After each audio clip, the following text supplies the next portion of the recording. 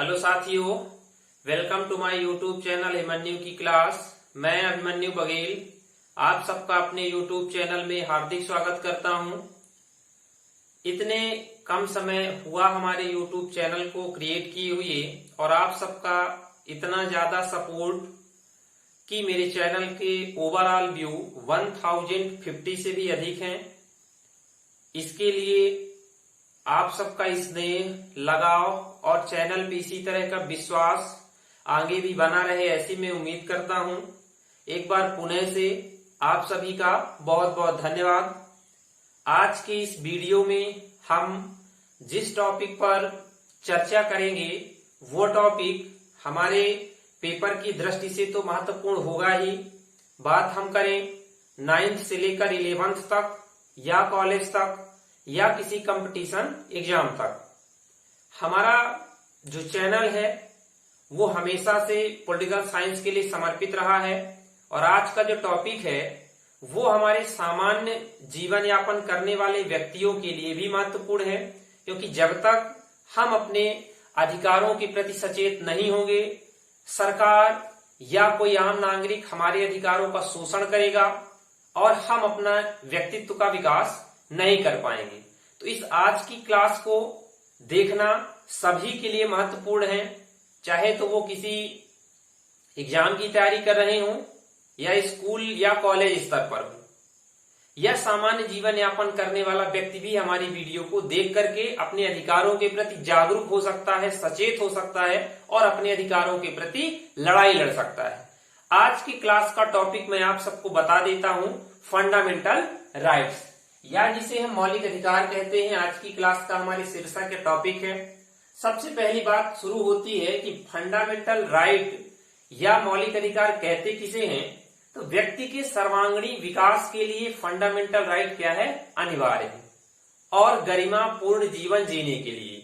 यानी यदि fundamental rights व्यक्ति के नहीं होंगे तो व्यक्ति अपने सर्वांगीण विकास नहीं कर पाएगा और गरिमापूर्ण जीवन भी जीने के लिए फंडामेंटल राइट्स अनिवार्य है। अब फंडामेंटल राइट्स जो है लिए किस देश के संविधान से गया है, तो वो अमेरिका के संविधान से है। यानी कि मालूम है सभी को, पिछले क्लास जो वीडियो था उसमें भी हमने डिस्कस किया है कि भारतीय संविधान निर्माण में भारतीय संविधान निर्माताओं ने विश्व के लगभग बहुत सारे देशों के संविधानों का अध्ययन किया है और जो प्रावधान, जो बातें जिस भी देश की अच्छी लगी हैं उसको हमारे संविधान में हूबहू उतार लिया गया है। तो मौलिक अधिकार का प्रावधान भारतीय संविधान में अमेरिका के संविधान से लिया गया है, यानी यूएसए के संविधान से। अब भारतीय संविधान में इसको कहां पे रखा गया है, तो भाग 3 और आर्टिकल 12 से लेकर के 35 तक। भाग 3 और आर्टिकल 12 से 35 तक भारत के संविधान में मौलिक अधिकारों का प्रावधान किया गया है। मूल संविधान जब बनकर के हमारा तैयार होता है, 26 जनवरी 1950 को लागू हुआ हमारे देश का संविधान। उस समय भारतीय संविधान में 7 मौलिक अधिकारों का प्रावधान किया गया था, या यहाँ पे लिखा हुआ है मूल संविधान में 7 मौलिक अधिकारों का प्रावधान। वहीं हम वर्तमान में बात करें तो मौलिक अधिकारों की संख्या एक घट करके 6 हो चुकी है। एक कौन सा घटता है, तो संपत्ति के अधिकार को मौलिक अधिकार की श्रेणी से हटा दिया गया है। संपत्ति के अधिकार को मौलिक अधिकार की श्रेणी से 44वां संविधान संशोधन अधिनियम या विधेयक, जो विधेयक आया कब, 1978 में। 1978 में जनता दल की सरकार में, और संपत्ति के अधिकार को मौलिक अधिकार की श्रेणी से हटा दिया जाता है। अब हम बात कर लेते हैं जो मुख्य रूप से प्रेजेंट में भारतीय नागरिकों को मिले हुए 6 मौलिक अधिकार हैं। उनमें से सबसे पहले नंबर पर आता है समानता का अधिकार। आर्टिकल 14 से 18 तक समानता के अधिकार का प्रावधान किया गया है। अब हम इस वीडियो में आज एक एक अनुच्छेदों को 14 से लेकर आर्टिकल 32 तक पढ़ेंगे कि हर एक एक अनुच्छेद में कौन कौन से भारतीय नागरिकों के मौलिक अधिकारों का प्रावधान किया गया है। तो आर्टिकल 14 आता है विधि के समक्ष समानता, इस समानता के अंतर्गत मिलने वाला अधिकार है। आर्टिकल 14 ये क्या प्रावधान करता है कि विधि के समक्ष समानता, विधि का मतलब होता है कानून या लॉ। कहने का तात्पर्य है कि भारतीय संविधान भारत के हर एक एक नागरिक को बराबर मानता है।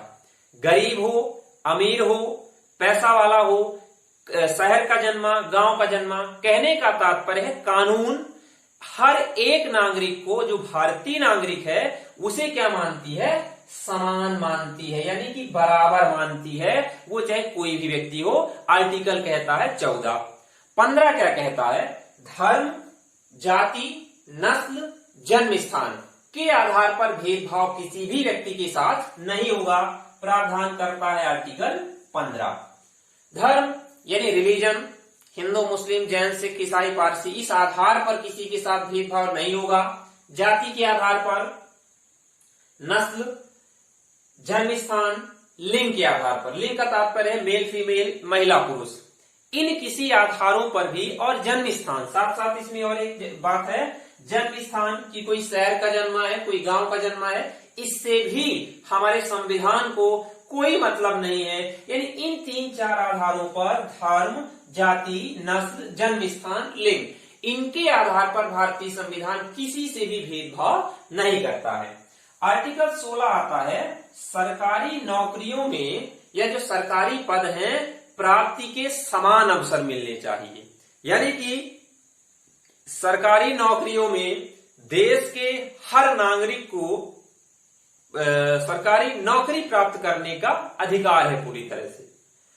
यहां एक बात और जान लेना जरूरी है, यदि किसी व्यक्ति की, किसी पद के लिए व्यक्ति की न्यूनतम उम्र 18 वर्ष है और अधिकतम उम्र 30 वर्ष है, तो इससे बीच का हर एक व्यक्ति क्या कर सकता है, सरकारी नौकरी प्राप्त करने का अवसर उसे मिलना चाहिए। ऐसा नहीं है कि 18 से कम वाले उम्र का व्यक्ति कहे कि हमारा फंडामेंटल राइट्स है, हमें नौकरी मिले, ऐसा नहीं। जो योग्यताएं रखी गई हैं, न्यूनतम योग्यता, जैसे 11th हो, इतनी उम्र हो, 18 से 30 साल की, या वार्षिक इनकम 8 लाख से कम हो, ये जितने भी पदों के लिए अलग अलग प्रावधान हैं, जो योग्यताएं हैं, एलिजिबिलिटी रखी गई है, उन एलिजिबिलिटी को जो है रखते हुए कोई भी व्यक्ति सरकारी नौकरी प्राप्त कर सकता है। अगला है आर्टिकल 17, ये क्या प्रावधान करता है, अस्पृश्यता का अंत। अस्पृश्यता मतलब छुआछूत। छुआछूत का मतलब जानते होंगे आप लोगों ने, तो नहीं, हमने भी नहीं, शायद हमारे जो सयाने थे, बब्बा थे, या उनके पहले के व्यक्ति थे, और हम लोगों ने मूवियों में यानी कि फिल्मों में ये जरूर देखा है कि एक दलित जाति का व्यक्ति और एक ब्राह्मण जाति के व्यक्ति के मध्य कितने हद तक ये जो छुआछूत की व्यवस्था थी, समाज की एक बुराई थी, वो समाज के लोगों में ठेस पहुंचाने का काम कर रही थी। तो इस छुआछूत या जो अस्पृश्यता एक सामाजिक बुराई थी, इस सामाजिक बुराई को भी हमारे संविधान के आर्टिकल 17 के माध्यम से समाप्त कर दिया गया है। आर्टिकल 18 आता है, इस आर्टिकल 18 में प्रावधान किया गया है उपाधियों का अंत। उपाधियों का तात्पर्य क्या है, जैसे जब ब्रिटिश शासन था हमारे देश में, सर राय बहादुर राय साहब, इनकी उपाधियां व्यक्तियों को मिलती थी। तो संविधान लागू होने के बाद से इन सारी उपाधियों को समाप्त कर दिया गया। भारत सरकार द्वारा दी जाने वाली उपाधियां जैसे पद्म भूषण, पद्म विभूषण, भारत रत्न, इन उपाधियों को मान्यता मिलेगी। ब्रिटिश शासन द्वारा दी गई उपाधियां पूरी तरह से समाप्त कर दी गई। अगला हमारा मौलिक अधिकार आता है स्वतंत्रता का अधिकार। पहले नंबर पर हमने समानता के अधिकार को पढ़ा था। अब स्वतंत्रता के अधिकार में आर्टिकल 19 से लेके 22 तक प्रावधान किया गया है। अनुच्छेद जो 19 है या आर्टिकल 19 है, ये जो है व्यक्तियों को 6 मूलभूत स्वतंत्रताएं देता है। 6 मूलभूत स्वतंत्रताएं व्यक्तियों को आर्टिकल 19 प्रावधान करता है। पहला क्या बोलता है, विचार अभिव्यक्ति की स्वतंत्रता, यानी कि प्रत्येक देश के नागरिक को अपने विचारों को अभिव्यक्त करने, कहने का तात्पर्य है किसी से कहने का पूरा पूरा अधिकार है। दूसरा है अस्त्र शस्त्र रहित शांतिपूर्ण तरीके से सम्मेलन करने की स्वतंत्रता। यानी कि अस्त्र शस्त्र रहित का तात्पर्य है बिना किसके, बंदूक के, बिना लाठी डंडों के और बिना तलवार के। यानी कि इस तरह से अस्त्र शस्त्र रहित शांतिपूर्ण तरीके से, लड़ाई झगड़ा करके नहीं, सम्मेलन करने की स्वतंत्रता। यानी कि हम किसी एक जगह शांतिपूर्ण तरीके से किसी मुद्दे को उठाने के लिए एकत्रित हो सकते हैं। फिर अगला क्या कहता है, संघ या समुदाय बनाने की स्वतंत्रता। यानी कि हम यूनियन बना सकते हैं, अपना कोई समुदाय बना सकते हैं, इसकी भी हमें पूरी स्वतंत्रता है। भ्रमण की स्वतंत्रता, निवास की और व्यवसाय की, ये 3 स्वतंत्रताएं लास्ट में आती है। भ्रमण का तात्पर्य है घूमने फिरने की स्वतंत्रता। यानी कि घूमने फिरने की स्वतंत्रता क्या है कि हम भारत के नागरिक देश के किसी भी हिस्से में, कहने का तात्पर्य जम्मू कश्मीर से लेकर के, लद्दाख से लेकर के, तमिलनाडु के अंतिम छोर तक, अरुणाचल प्रदेश से लेकर के गुजरात तक, कहीं पर भी हम जो है स्वतंत्रता पूर्वक भ्रमण कर सकते हैं, यानी कि घूम फिर सकते हैं। लेकिन ऐसा नहीं है कि हम किसी की निजी जो है जीवन में हस्तक्षेप करें। कहने का तात्पर्य है, आपने कहा कि हमें भ्रमण की स्वतंत्रता मिली हुई है। अब भ्रमण की स्वतंत्रता, किसी के घर का गेट खुला है, आप घर के अंदर पहुंच गए, उसके कहा हमें भ्रमण की स्वतंत्रता है, यानी कि हम देश के किसी भी हिस्से में घूम सकते हैं, तो ऐसा नहीं है। यानी भ्रमण की स्वतंत्रता का तात्पर्य है सार्वजनिक स्थानों पर किसी की निजी संपत्ति या पर्सनल घर पे हम नहीं घुस सकते हैं। ठीक है। अगला है निवास की स्वतंत्रता। देश के किसी भी हिस्से और देश के किसी भी कोने में हम क्या है, निवास कर सकते हैं, आवास कर सकते हैं, रह सकते हैं, इसकी भी स्वतंत्रता है। जैसे हम लोग मध्य प्रदेश के हैं, तो ऐसा नहीं है कि हम गुजरात, राजस्थान, हरियाणा, पंजाब किसी अन्य स्टेट पर नहीं रह सकते, हम देश के किसी भी कोने में निवास कर सकते हैं। अगला है व्यवसाय, यानी कि रोजगार। हमने पुराने समय में देखा है कि जातिगत आधारों पर क्या किया गया था, व्यवसायों का बंटवारा किया गया था कि इस जाति के व्यक्ति को ये काम मिलेगा, इस जाति के व्यक्ति को ये काम मिलेगा। लेकिन आजादी के बाद और फंडामेंटल राइट प्राप्त होने के बाद से ये जो बाध्यता थी वो पूरी तरह से समाप्त हो गई। कोई भी जाति वर्ग का व्यक्ति किसी भी तरीके का व्यवसाय कर सकता है और रोजगार प्राप्त कर सकता है, इसमें किसी का कोई भी रोक टोक नहीं चलेगा। ये हमारा क्या है, स्वतंत्रता मिली हुई है हमें। अगला क्या कहता है, आर्टिकल 20 प्रावधान करता है अपराध सिद्धि के संदर्भ में स्वतंत्रता। यानी बात करें हम किसी केस में या किसी मामले में पकड़े जाते हैं, तो हमें अपने आप में क्या है, जबरदस्ती अपने ही विरोध में गवाही देने के लिए बाध्य नहीं किया जा सकता। आर्टिकल 20 प्रावधान करता है।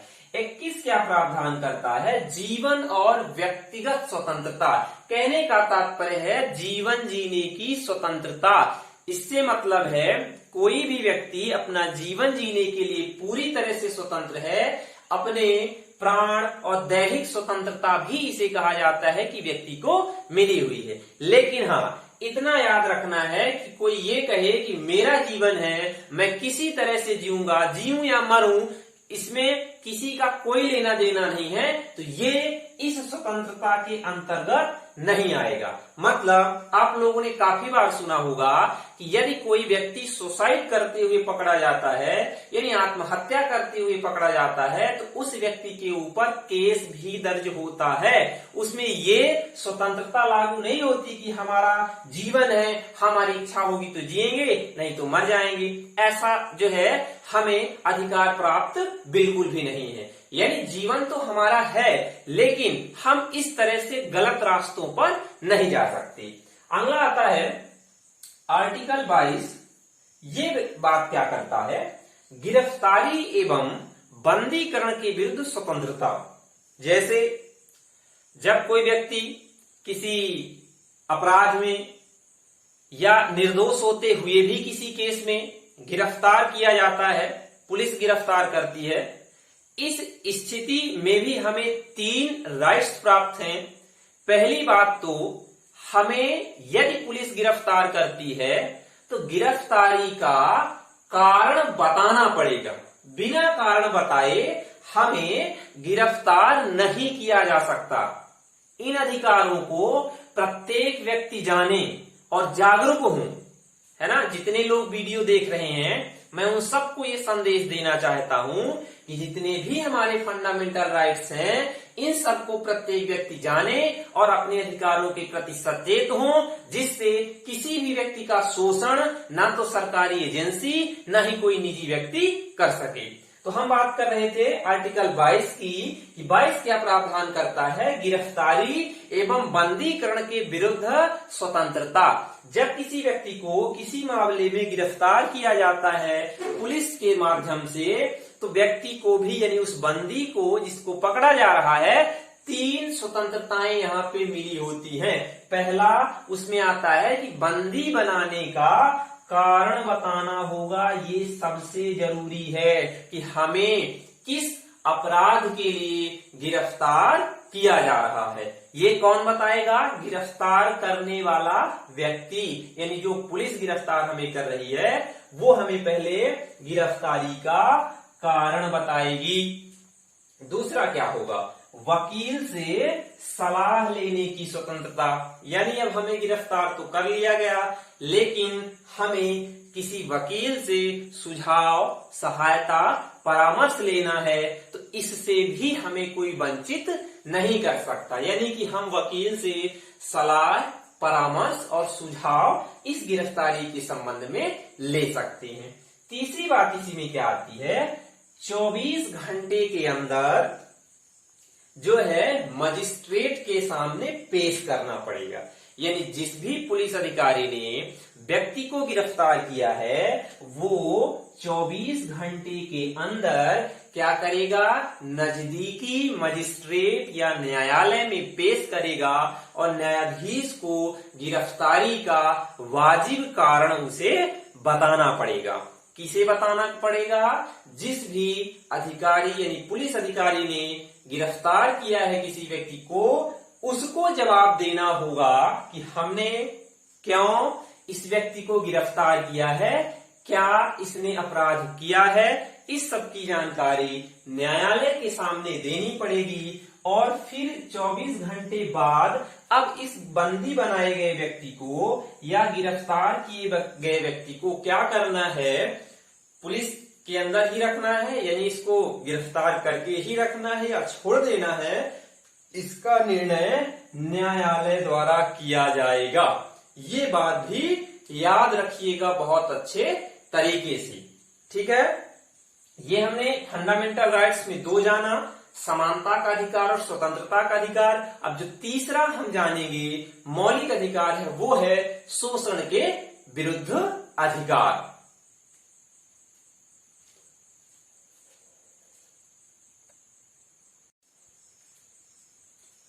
अगला हमारा जो तीसरा फंडामेंटल राइट्स है शोषण के विरुद्ध अधिकार। इस शोषण के विरुद्ध के अधिकार को हम अपनी अगली या नेक्स्ट क्लास जो है उसमें जानेंगे।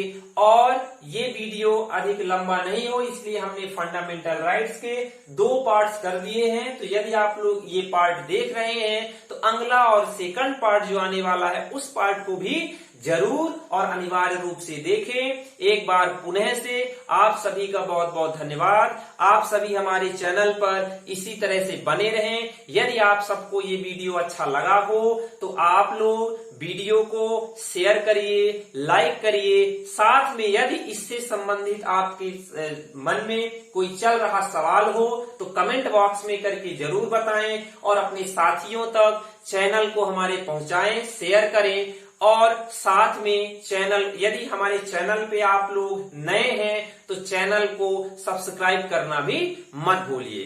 तब तक के लिए आप सभी का बहुत बहुत धन्यवाद।